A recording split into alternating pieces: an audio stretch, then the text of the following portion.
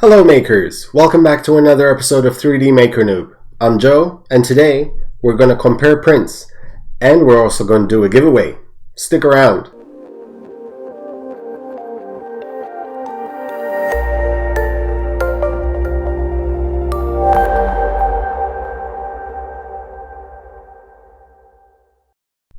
Welcome back makers. So first of all, I would like to apologize for the lack of videos I've uploaded, or lack thereof actually.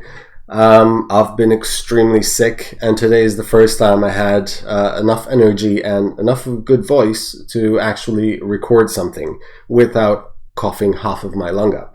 Having said that, I've been absolutely amazed at the fact that the channel has been growing at a very steady pace. We're almost at 500 subscribers. So at the end of this episode, I'm going to do a giveaway. But for now, we'll just talk about comparing prints. So first up is the model of the Groot pot. This model has been very, very popular. I've now printed this model so many times that I actually hate it. I'm gonna go watch the movie, and I'm gonna go as the only guy in the cinema who absolutely hates Baby Groot. Kidding aside, it's an absolutely awesome model. It is just so detailed. It requires so many tweaking to print it as well as possible. Not just this, but also the sitting Groot. But we'll get to that in another episode. However, as most of you have asked me to do, is to compare prints among the three printers that I have. Now, as I said once before, it's not really fair because the printers are on a very different level to each other. However, for the sake of doing it, and even for myself to learn something new, I actually decided to go ahead and do this. Now, the first model is the Groot pot. I printed this model in extrude.ltd brown filament. Now, a very particular thing about this filament is that it is very shiny. It is a very, very reflective filament.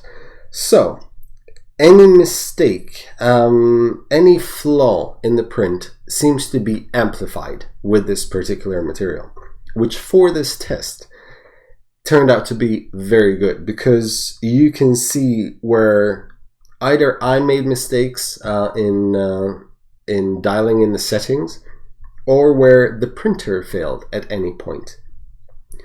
Now, the first model here was done by the Delta. It came out much better than I could have possibly hoped. It printed out on the first go with this particular filament. Two things which I didn't like from this print. One of them is the zits or blobs that there are all over the print. Now, that is most likely due to my settings. I am still learning, but what I've noticed is these happen everywhere that the nozzles stop to either change level or change direction. It just stops there for half a second too much, and it extrudes a little bit, so that's probably due to retraction settings and so on, or coasting. Another problem that there was with this, which is entirely my fault, was just below the eyes there's a line which was not extruded properly, and that is because I unspooled the filament in order to make 3 small spools so I can print at the same time. However, on this particular one, I had a kink in the filament, and by the time I noticed, it had stopped extruding for like 1 or 2 seconds. But other than those two faults, this came actually quite good, and once again the Delta has impressed me, because I wasn't expecting it to turn out this well. The second one is the Wanhao Duplicator i3 Plus. Something I've noticed about this printer is that every print I do seems much more shiny than everything else, even if it's the same filament. When comparing this print to the other two Groots, this is probably one that shows more shine to it. And with that, it shows much more flaws. Now, all of these prints were done at 50 millimeters per second with about 4 millimeters of retraction, because this particular material leaves a lot of stringing.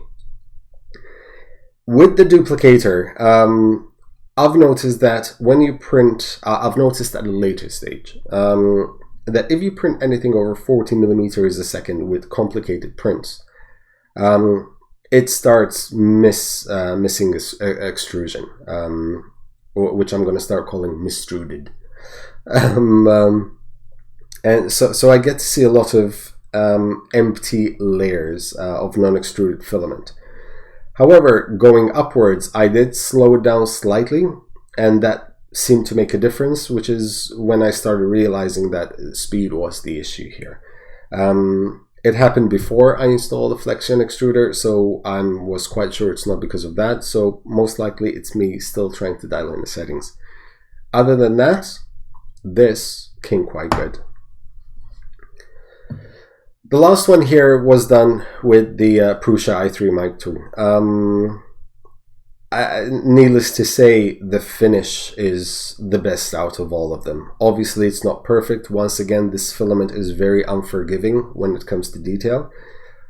But other than that, the detail is quite impressive. The only issue I had on the Prusa was the fact that I had to print this at 185 degrees.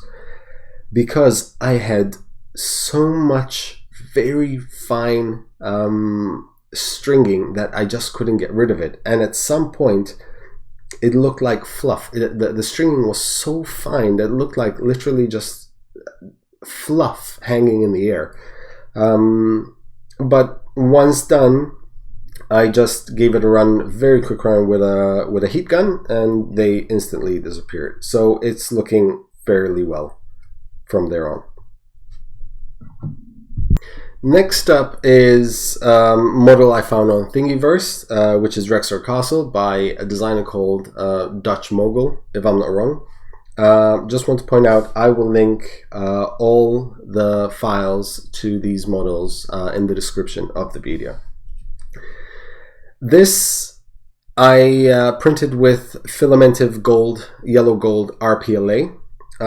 Very easy filament to use, and with this I just wanted to see a bit more finer detail. A very particular attribute to this model is the teeth at the entrance of the castle. Very thin, very fine, and very pointy. There's some on the front and some on the sides.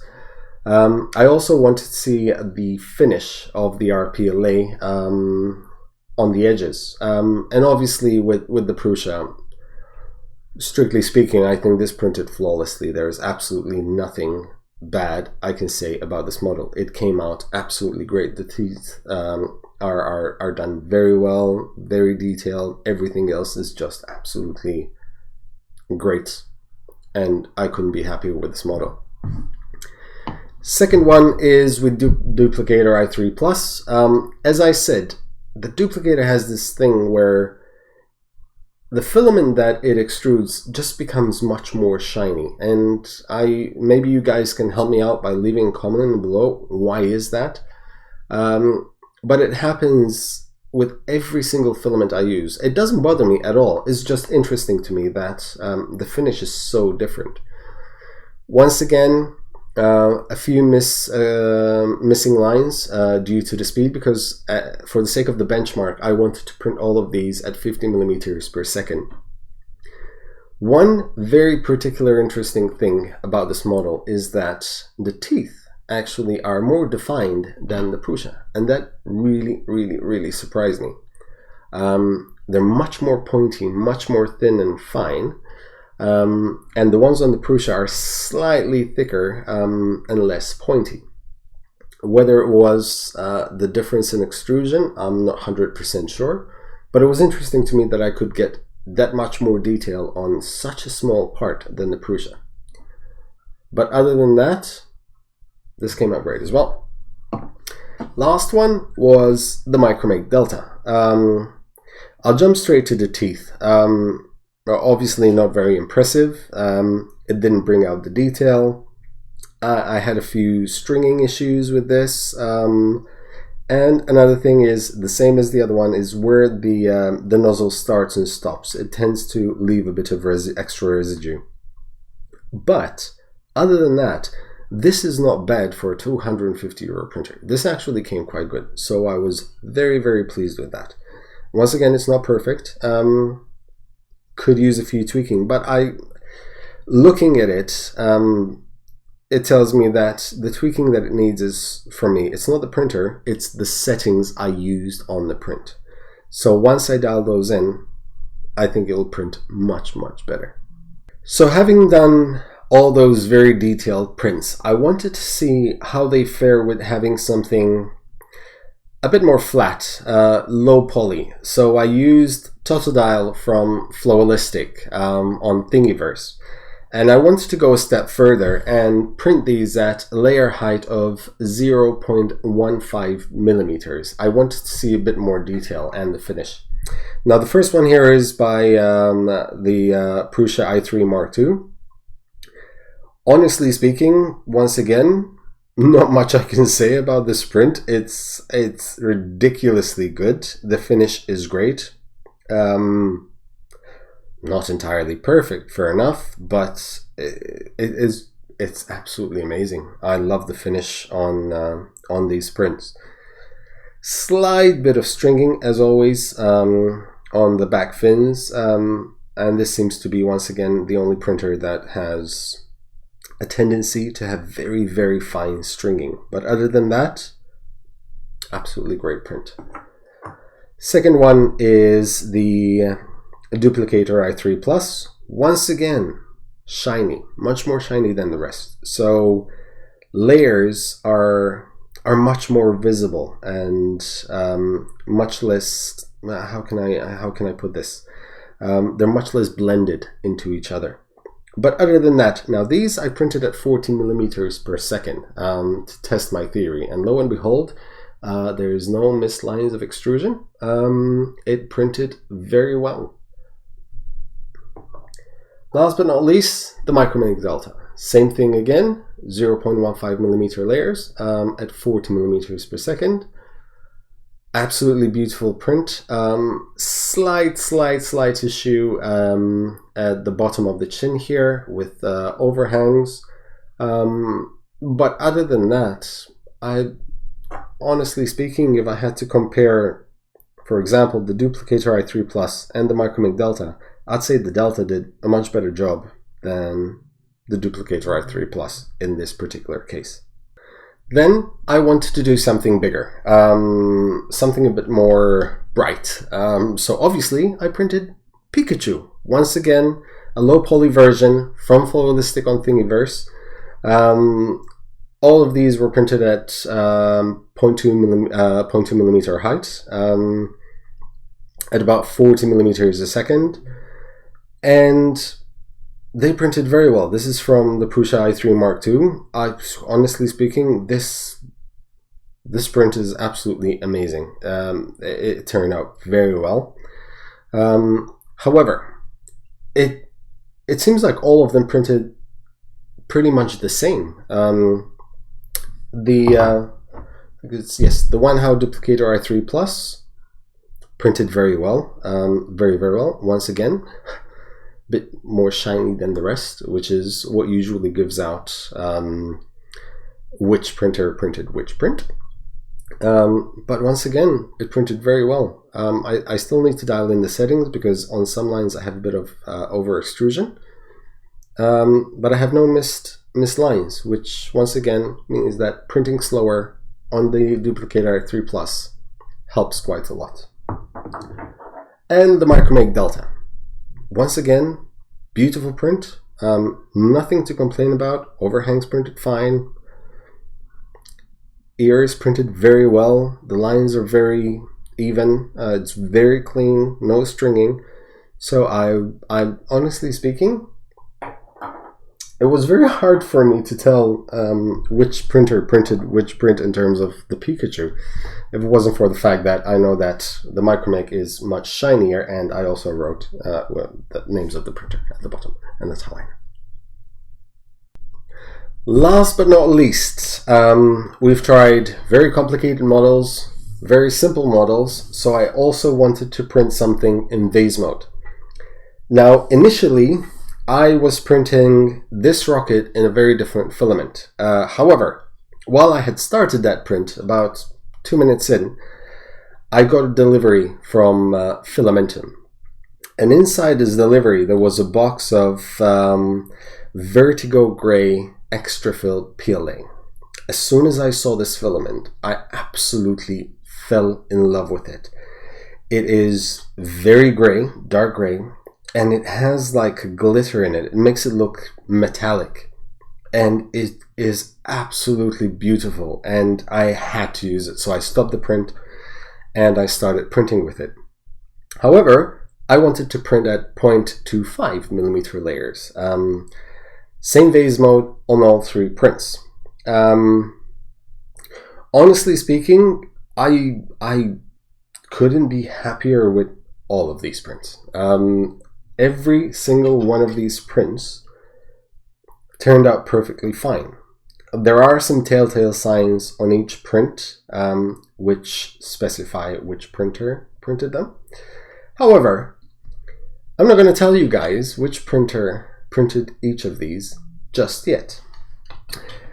Seeing as the channel is almost at 500 subscribers, I want to do a small giveaway. Well, not that small, because I have something a bit special planned once, hopefully, I get to 1,000 subscribers. What I'm going to do is, I'm going to put a photo of these 3 rockets on my Twitter account. Actually, you know what? I'm gonna do this. I'm gonna grab a pen and I'm gonna mark them down with 1, 2, and 3. So I'm going to put a photo of these up on my Twitter account, and I'll also edit the video and have a close-up right here, so you can pause it there. And what I'm going to ask you to do is leave a comment, and next to each number, write down the printer that you think printed this particular rocket, each and every single one. So write 1 for that printer, 2 for that printer, 3 for that printer. I'll leave the competition running until, I wouldn't say until we've hit 500 subscribers, because it's about 480 at the moment, so it might be too quick. So I'll leave this running until Sunday evening. I will look at the comments, and whoever gets it right, the first person that I pick, that I find that has the right answers, will get a spool of this amazing filament. It should be out on the web shop within the next couple of days, because it's not on sale yet. However, it should be either today or tomorrow, if I'm correct. It is an amazing filament, and you'd be very happy with it. So, once again, I'll put these up on Twitter, and you can see them here again. Leave a comment, or possibly find me on Twitter and let me know. And on Sunday evening, I will pick a winner, and that winner gets a spool of this absolutely awesome filament. Well, that is it for me today, guys. I hope you enjoyed this episode. If you have any more ideas or any more suggestions of things you would like to see me do, please let me know. I'd be more than happy to accommodate. I've had a lot of fun printing these prints, and it was a very big learning curve for me, comparing these prints. In the future, once I get more printers, I want to start comparing price for price. So if I have 2 $1,000 printers, I want to compare the difference between those two, because I think that's a more feasible comparison to do. But in this case, I think it worked very well. I was very surprised, and I was extremely happy with the results that I got. In the meantime, thank you very much for watching. Thank you very much for the support. I truly appreciate it. It's been a very humbling experience so far.